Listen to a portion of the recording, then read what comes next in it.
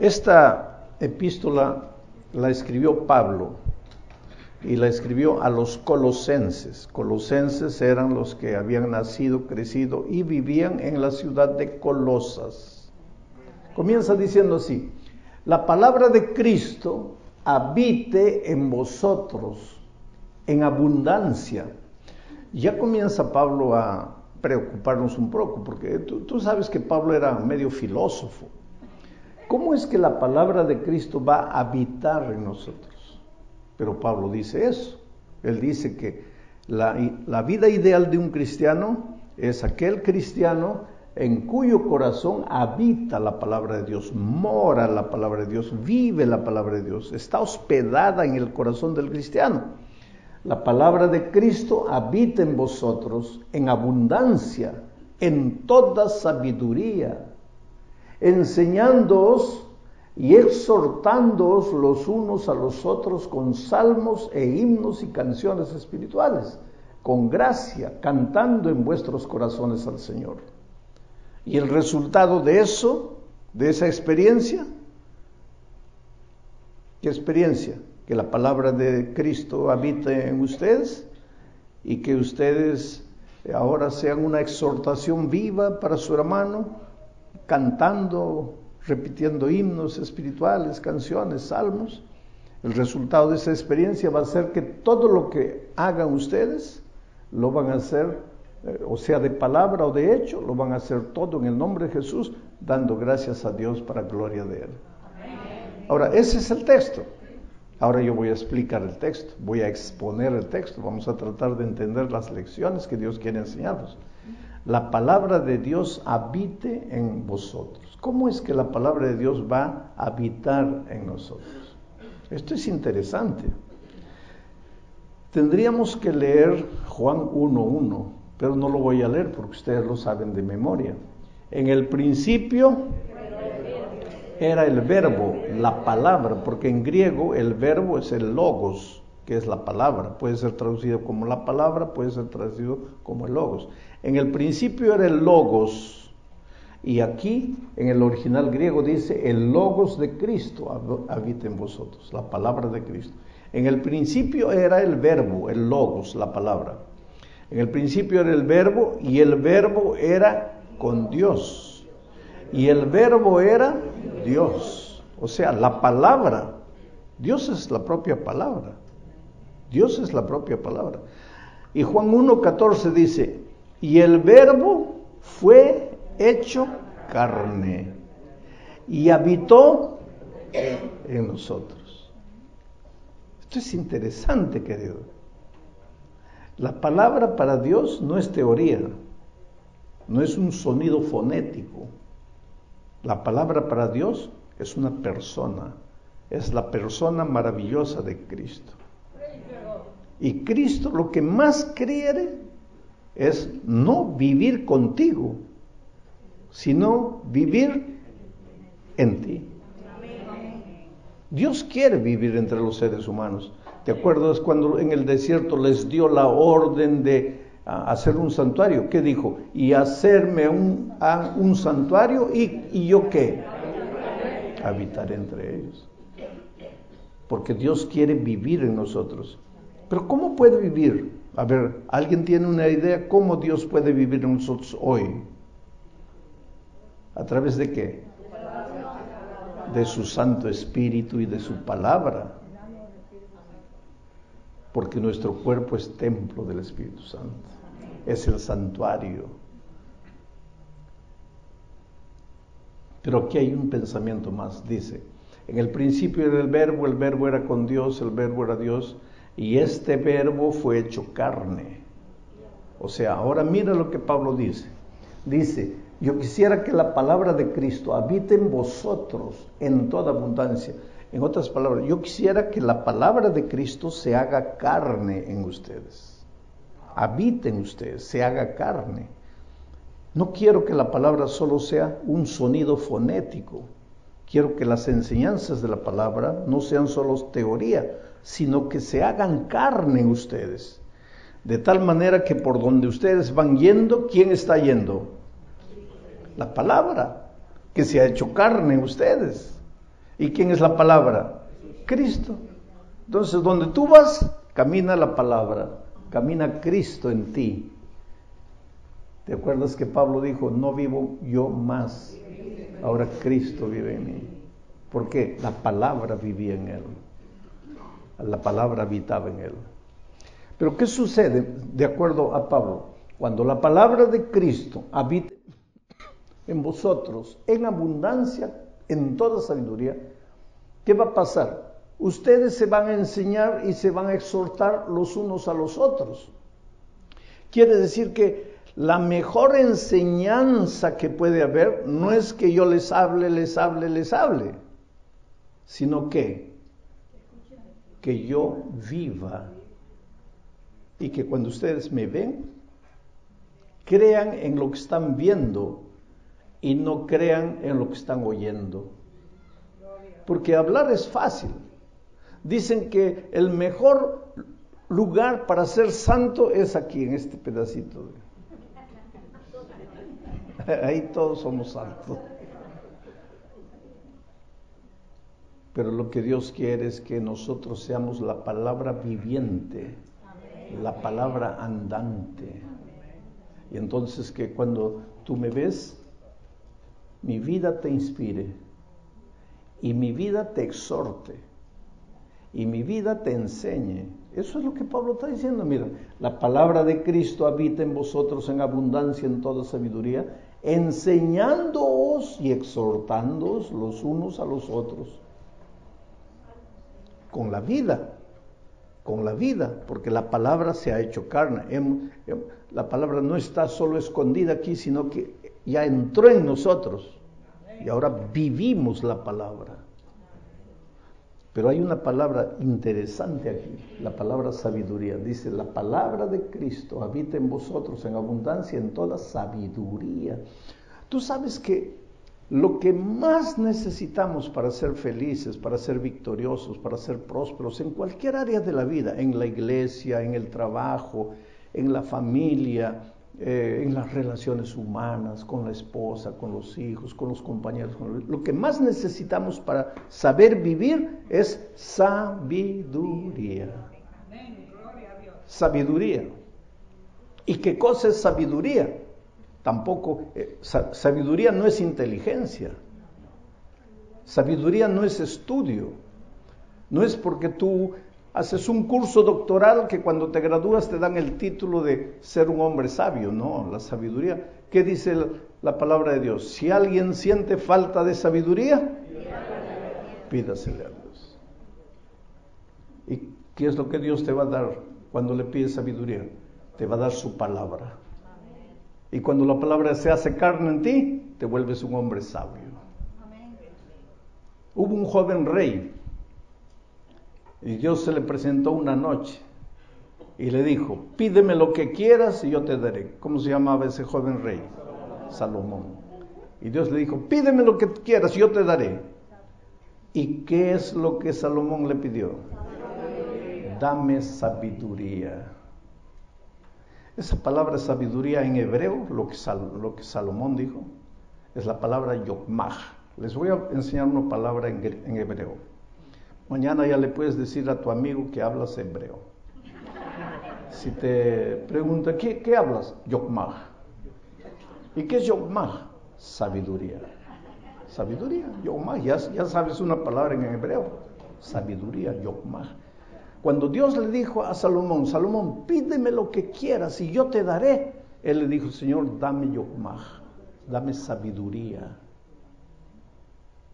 Sabiduría es sinónimo de equilibrio, de sentido común, de prudencia, sensatez.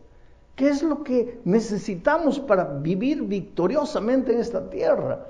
Porque a veces nosotros arruinamos el matrimonio por falta de sabiduría, del yokmah, del equilibrio, de la sensatez. A veces perdemos un empleo por falta de sabiduría, de equilibrio, de sensatez. Si tuviéramos sabiduría, ¿qué es sabiduría? Sabiduría es una cosa interesante. Mire, la palabra yokmah, te voy a hacer una ilustración. Es como si una mamá tuviera tuviera 11 hijitos hambrientos y tiene un pastel en la mano, una torta dirían los peruanos, un pastel los mexicanos. Y la mamá va a partir el pastel, la torta, en 11 pedacitos, de tal manera que ninguno de los niños se quede insatisfecho. Quiere decir, ninguno de los niños esté mirando al otro. A ver, ¿quién le ha dado más? ¿A quién le ha dado más? Esa habilidad que la madre tiene de partir en pedacitos exactos se llama sabiduría. La sabiduría te da la capacidad de resolver problemas que tú no pensabas que iban a aparecer, pero aparecen y no sabes cómo resolver, y ahí Dios viene. La sabiduría, pero esa sabiduría es la palabra habitando en ti. Y después vamos a entrar, para que la palabra pueda habitar en ti, pues tienes que estudiar la palabra de Dios todos los días, pues si no, ¿cómo va a habitar en ti? Pero cuando la palabra está en ti y estás en una circunstancia en la vida que no sabes cómo reaccionar, qué decir, cómo resolver, ahí viene la sabiduría. Y te dice, porque Salomón acababa de decirle a Dios, Señor, solo quiero que me des sabiduría, nada más. Y Dios le dio sabiduría. Baje un poquito más. Dios le dio sabiduría. Y un poquito después se presentan 2 mujeres a Salomón, ¿se acuerdan? Peleando por un hijito. Y una mujer dice, este hijo mío. La otra dice, no, el hijo es mío. Entonces Salomón, como un buen líder, seguro le dijo, tú quédate aquí, voy a hablar solo con ella. A ver, ¿por qué el hijo es tuyo? Por esto, el hijo es mío. Lo convenció. Pero como buen líder dijo, no lo voy a oír solo a él, tengo que oír a la otra también. Entonces quédate tú, a ver, ¿por qué el hijo es tuyo? Por esto, el hijo es mío. Y el pobre Salomón no sabía qué hacer, porque esta, por sus argumentos, probaba que el hijo era de ella. Y esta, por sus argumentos, probaba que el hijo era de ella. Y el pobre Salomón tenía que darle el veredicto. ¿Y qué hago delante de esta circunstancia? Ahí viene pues la sabiduría. Él le había dicho, Señor, dame sabiduría, y Dios le había dado sabiduría. Y ahora mire, él reacciona y hace algo inesperado. Yo creo que ni él pensó hacerlo, pero ahí viene la sabiduría, la mano de Dios, ayudándote, enseñándote, mostrándote el camino. ¿Y qué dice Salomón? Bueno, ya que el hijo de los 2 traigan un cuchillo, vamos a partir, mitad para una, mitad para la otra, y está equilibrado. Una de ellas dijo, muy bien, correcto, buena decisión. La otra dijo, no, Señor, si es para matar a mi hijo, prefiero que se vaya con la otra. Y ahí el rey dijo, esta es la verdadera mamá, porque solo una verdadera madre haría. ¿De dónde le salió al rey eso? Ahora ya pensaste tú cómo sería en las circunstancias de tu propia vida, delante de una circunstancia en la universidad para estudiar, en el trabajo, de una respuesta que tienes que darle al jefe, delante de un pedido de alguna cosa, de la esposa, del esposo, del hijo, el papá, que a veces no sabes qué responder, no sabes qué decir. Y en ese momento tú le dijeras, Dios mío, necesito que me ilumines, y viene la sabiduría. Pero ¿qué es lo que Pablo dice? La palabra de Cristo habita en vosotros, en abundancia y en toda sabiduría. La sabiduría en ti va a ser el fruto de que Jesús, la palabra, habita en ti. La palabra Jesús, con sus enseñanzas, con sus instrucciones, con sus doctrinas, habita en ti. Pero ¿cómo va a habitar en ti si tú no abres el corazón? Y si tú no buscas la palabra, y si tú no la estudias. Y aquí viene el primer deber del cristiano. Mira, cristianismo es compañerismo con Cristo. Cristianismo es comunión diaria con Jesús. Si fuera solamente estar en la iglesia, el cristianismo no se llamaría cristianismo, se llamaría iglesismo. ¿Pero por qué se llama cristianismo? Porque en primer lugar es comunión con Cristo, y naturalmente como resultado de la comunión con Cristo vas a estar en la iglesia también. Pero en primer lugar, comunión con Cristo. Y no hay comunión con Cristo sin las palabras de Cristo en tu corazón. Tienes que buscar todos los días la palabra, aunque no tengas ganas de leer la palabra. Porque este hombre natural que nosotros traemos dentro de nosotros es como un caballito salvaje. No le gusta la palabra, no le gusta el camino de Dios. A esta nuestra naturaleza lo que le gusta es correr. Levantas de mañana, trabajar, pero pasar tiempo con la palabra de Dios a la naturaleza pecaminosa no le gusta. Por lo tanto, si vas a tener que estudiar la Biblia, no es porque quieras, es porque tienes que dominarte. Pero pastor, ahí ya estoy mal porque yo no tengo fuerza de voluntad. Claro que tienes, querido. Porque comer es indispensable. A ver, los que tienen hijitos ahí hijitos de 2, 3 años van a saber. Llega un momento en que el hijito no quiere comer. No quiere comer. ¿Y ahí qué haces? Antes las mamás agarraban la cuchara, llenaban de comida. ¿Se acuerdan del avioncito? A ver, abre la boquita, que ahí viene el avioncito. Un papel ridículo. Pero lo hacíamos, ¿por qué? Porque el hijo tenía que comer. Hoy día ya el avioncito pasó de moda, porque lo que está de moda hoy día es esto aquí, ¿no? Le ponen una historita al niño y ahí está el niño, ¿no? Y la mamá colocando la comida. El niño no sabe ni lo que come, va comiendo, pero él está preocupado aquí, ¿no?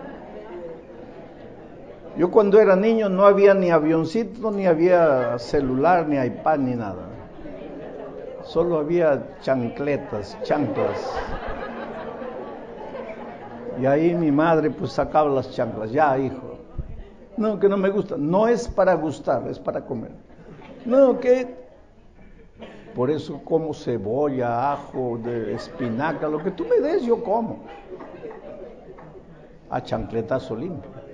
Ahora, dime una cosa, mi mamá era mala, ¿por qué me obligaba a comer? ¿Por qué crees que me obligaba a comer?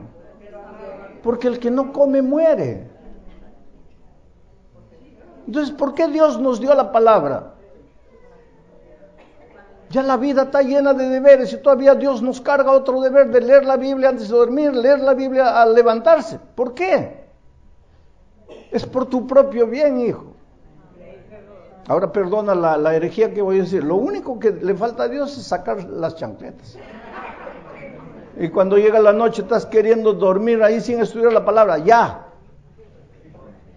Pues todos estaríamos espiritualmente robustos. Y si la palabra morase en nosotros, ¿qué pasaría? Delante de las circunstancias de la vida tendríamos sabiduría para tomar las decisiones. El problema es que no hacemos, no estudiamos la palabra. Y queremos que todo salga bien. En la hora en que tenemos que tomar decisiones, queremos tomar decisiones acertadas. Pero si no tenemos la palabra en nosotros, si no buscamos la palabra de Dios, hay que buscar la palabra de Dios. El otro día un joven me dice, pero pastor, si yo estoy tan cansado que he estudiado para el examen de mañana, estoy tan cansado, ¿para qué voy a leer la Biblia si no entiendo nada, pastor? No entiendo nada. Es que esta nuestra cabecita humana, pues propia de la naturaleza humana, entiende cualquier cosa, pero cuando se trata de la palabra de Dios, ahí se cierra, ya no entiende. Por eso necesitamos una mente espiritual para comprender la palabra. Porque no es propio de la naturaleza entender las cosas espirituales. Entonces, este joven me dice, pero si estoy cansado, ¿para qué voy a leer la palabra? Léela. Pero si no entiendo, léela. Aunque no entiendes, lee. ¿Pero de qué me sirve? Te voy a contar una historia. Una viejita iba a la iglesia, la única adventista en casa. Y cuando volvía, los nietos le preguntaban, a ver, abuela, ¿qué has aprendido hoy en la iglesia? Y la viejita pensaba y decía, sabe que no me acuerdo. Entonces el nieto mayor, que era el más burlón, le decía, pero abuela, entonces ¿para qué vas? Yo te digo que mejor quédate en la casa, pero tú me pides que te lleve, yo te llevo, te traigo, y no te acuerdas de nada. Y sábado tras sábado la misma cosa. Abuela, a ver, ¿qué has aprendido? Y la viejita pensaba, se esforzaba, pero no se acordaba. No me acuerdo. Entonces, abuela, ¿para qué vas? Y un día la viejita, de tanto que el nieto la molestaba, la familia trabajaba con carbón, estaban almorzando en el patio, había una descida así, y abajo había un riacho, y la viejita le dice al nieto mayor, al más burlón, por favor, agarra la canasta y tráeme un poquito de agua del riacho. Y el nieto la miró y miró a los otros hermanos como diciendo, oye, ahora sí ya la abuela está completamente, ¿cómo que voy a traer agua en la canasta? Pero el papá estaba ahí, el hijo de la abuela, ¿no? El papá de los muchachos, y el papá miró al muchacho y le dice, ya, hazle el gusto a la abuela. Y pues la viejita, el muchacho se fue con la canasta, llenó la canasta de agua en el riacho, pero cuando llegó de vuelta no había una gota de agua. Era lógico, no había. Y el nieto le dice, ¿estás viendo, abuela? No se puede, con canasta no se puede. Sí, pero por favor, una vez más. ¿Pero para qué, abuela? Y el papá lo miró y el hijo fue allá. Y volvió nada. Una tercera vez. A la cuarta vez, el muchacho ya se rebeló. Le dijo, mira papá, ya le hice a la abuela el gusto 3 veces. No voy más. Dice, abuela, ¿para qué voy si no traigo nada? ¿Ves que llega sin agua? Y la viejita le dice, sí, hijo. Pero ¿te acuerdas cómo estaba la canasta al comienzo? Llena de hollín. Ahora mira la canasta. No trajiste una gota de agua, pero la canasta está limpiecita. Así es conmigo, hijo. Yo voy a la iglesia, escucho la palabra y no me acuerdo, pero por lo menos me siento limpia. Ese es el poder de la palabra. Entonces, no es porque no tengo ganas, no es porque estoy cansado, no es porque no entiendo que no tengo que estudiar. Tienes que alimentarte. Pero no me acuerdo. No importa si te acuerdas o no te acuerdas. ¿Quieres acordarte de lo que estudias? Pablo te va a dar la receta. Mira, la palabra de Cristo habita en vosotros, en abundancia, en toda sabiduría. Entonces, cuando la palabra habita en ti, los unos y los otros se van a enseñar y se van a exhortar, pero porque la palabra se ha encarnado en las personas. Pero se van a exhortar con salmos e himnos y canciones espirituales. Yo escuché una propaganda aquí en Miami de una compañía de seguros, alguna cosa así, y daba el teléfono y decía, cántalo para que no te olvides.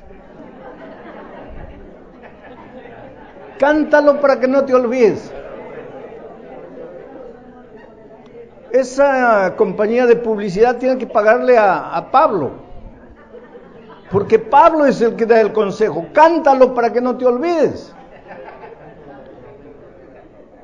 para que la palabra se encarne en ti, para que la palabra no se vaya de tu mente. Canta salmos, canta himnos.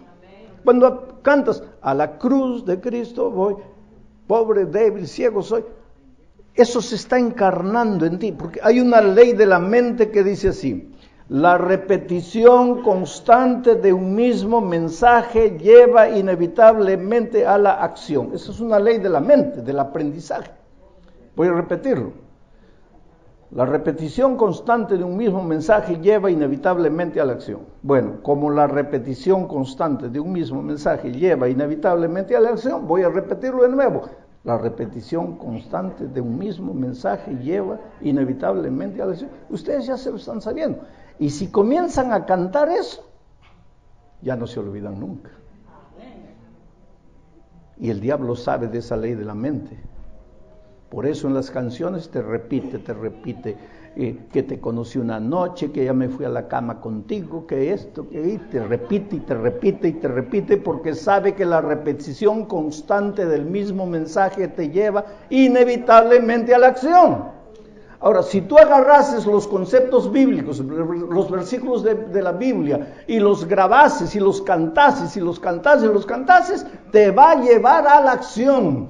Por eso Pablo dice, la palabra de Cristo habita en vosotros en abundancia, en toda sabiduría, enseñándoos y exhortándoos los unos a los otros con salmos e himnos y canciones espirituales, con gracia, porque hay que cantar con gracia, cantando en vuestros corazones al Señor. Pues por donde vas estás cantando en tu corazón. ¿Y cuál es el resultado? Pues el resultado es que todo lo que harás, sea de palabra o de hecho, va a ser hecho en el nombre de Jesucristo para gloria de Dios, dando gracias a Dios. Esa es la vida linda y maravillosa que todos queremos. Si vienes y dices, pastor, tengo un problema espiritual, tengo una tentación que no puedo vencer, agarra un salmo, un versículo de la Biblia, aunque no eres músico, ponle música, repítelo cantando, y cuando llega la tentación, canta y canta y canta, y la promesa viene. Y de tanto repetir la palabra habita en ti. Y en la hora del dilema te da sabiduría. Y tu vida se vuelve una vida de inspiración, porque tu vida es una enseñanza para el hermano, una exhortación para el hermano. Tu vida cambia por completo. El otro día yo recibí un email interesante, extraño, de una persona que nunca había visto, no conocía. Y él contaba una historia triste en ese email. Su esposa era adventista. Digo era porque infelizmente ella ya no vive. Un hombre duro, un hombre de mucho dinero. Generalmente el dinero puede ser una bendición, puede ser la mayor bendición, pero el dinero también puede ser una maldición. Cuando no tienes a Dios, cuando el dinero se vuelve tu Dios, tú te vuelves malo. Porque la lógica te dice, si tengo dinero, ¿para qué Dios? Dios se transforma en tu dinero. Y eso es lo que pasó con este hombre. Se volvió malo, la esposa se convirtió, él no quiso saber nada de Jesús. Y comenzó la vía crucis de ella. Tenía 2 hijitos adolescentes ya. Él la maltrataba emocionalmente, psicológicamente, la presionaba, se reía, se burlaba de la fe de ella. Yo no sé si esta noche estoy predicando a una hermana que el esposo no es cristiano y tal vez tú entiendas la presión sobre ella. A veces se enojaba, en fin. No quería saber nada de la iglesia. Los hijitos iban creciendo. Un día ella le dijo, mira, ya nuestros hijitos están grandes, necesitan un referencial en la vida. ¿Por qué no vas a la iglesia conmigo? No quiero saber nada. Cuando los hijitos decidieron bautizarse, ellos fueron, papito, hoy es nuestro bautismo, quisiéramos que vayas. No quiso ir. Hombre malo. Y un día la agredió físicamente, porque era 11 de la noche, la señora estaba en el computador escuchando un sermón mío en YouTube. Y él agarró el computador, lo tiró al suelo y la agredió físicamente. Poco tiempo después, en un paseo que la iglesia organizó, un campestre, fueron por ahí al campo. Sábado en la noche ella regresaba con los hijitos. Llovía, la pista estaba resbaladiza. Perdió el control del carro, ella cayó a un abismo. Murió incendiada, el carro se incendió, murió ella, los niños se hicieron carbón. Ahora imaginen la reacción de este hombre. Fue a la iglesia, amenazó con procesar a la iglesia, gritó al pastor, agredió a los hermanos, iba a la puerta de la iglesia, insultaba, agredía. Él reaccionó de una manera violenta delante de la tragedia. Y ahí en la puerta gritaba, ¿qué Dios es ese? ¿A qué Dios sirve? Un Dios salvaje, un Dios cruel. Si tenía que matarme, que me mate a mí, no a mi esposa, a mis hijos inocentes, no hicieron nada y papá. Después de unos tiempos, él entró en una fase depresiva. Lloraba y nadie lo consolaba y no tenía razón para llorar, simplemente lloraba. Y después se sintió mal físicamente, dolores, fue al médico, le hicieron una batería de exámenes y el médico le dice, mira, tengo una noticia triste. Un cáncer ha tomado completamente tu cuerpo. Este no es un cáncer de ahora, ya es un cáncer y tú no te has hecho el control médico, pero en este momento tu cuerpo está completamente, el cáncer se ha esparcido, ya no te puedo decir que vas a salir de esta situación. Estás condenado a muerte. Ahora él entró en una tercera fase de indiferencia con la vida, indiferencia con la empresa. Dejó de ir a la empresa, ya los empleados no sabían qué hacer, trabajaban solos y él no quería saber nada de nada. Y en esa fase, esperando la muerte, pues una noche levantó los ojos y comenzó a acordarse de la vida con la esposa y con los hijos, cuando ella le suplicaba que la acompañara a la iglesia, cuando los hijos se bautizaron y le dijeron, papito, hoy es especial para nosotros, ven con nosotros, y él no quiso. Y esos recuerdos lo fueron mortificando, y se acordó de la noche en que agredió físicamente a la esposa, y se acordó del computador y del famoso YouTube, y entró al computador y buscó ahí los sermones y me encontró de nuevo. Fue por eso que me escribió la carta, porque cuando él fue escuchando el mensaje ahí, él me dice, pastor, yo caí de rodillas al suelo. Y ahora entendí lo que sucedió con mi esposa. Ahora entendí por qué ella aceptó a Cristo. Ahora entendí el camino que ella eligió. Yo no lo entendía, pastor. Solo que ahora era tarde, mi esposa muerta, mis hijos muertos, yo solo en la vida, condenado a muerte. Asimismo levanté los ojos al cielo y dije, Señor, ¿me podrías recibir así? Si no soy nada, si he perdido todo, no tengo nada, ¿puedes recibirme así? Y pues la oración no salió de la boca y ya la respuesta vino.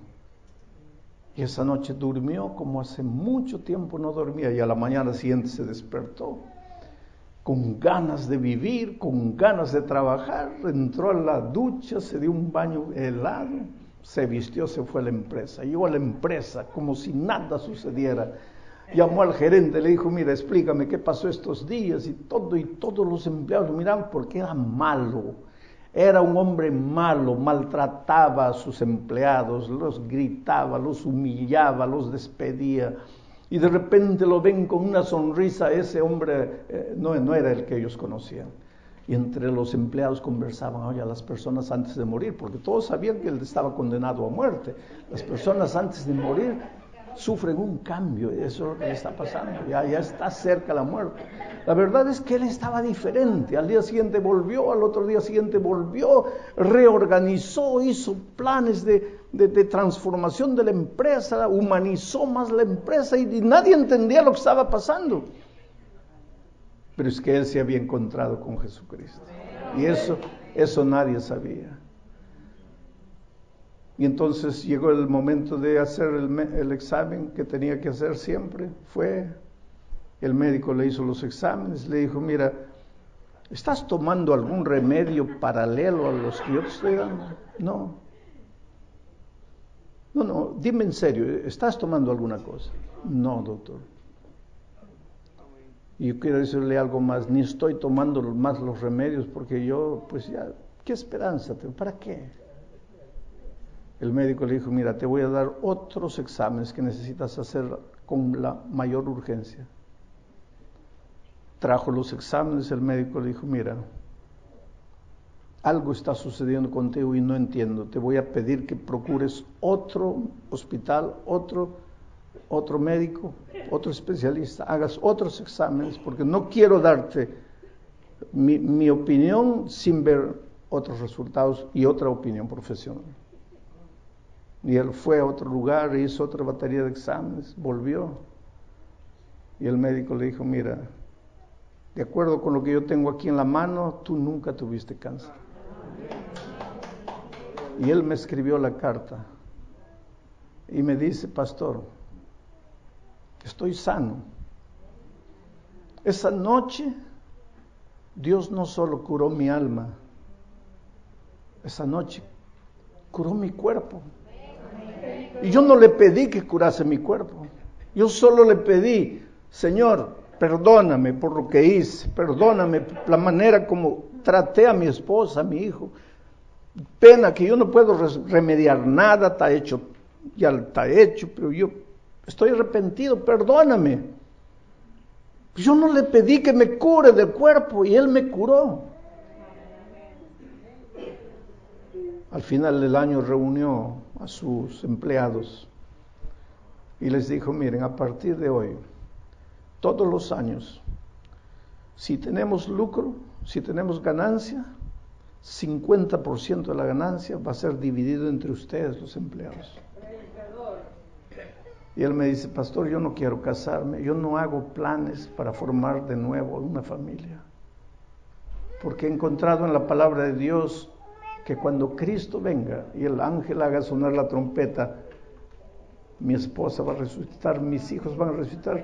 Y yo quiero darles la sorpresa de que estoy transformado, que el Señor Jesús hizo una maravilla en mi vida.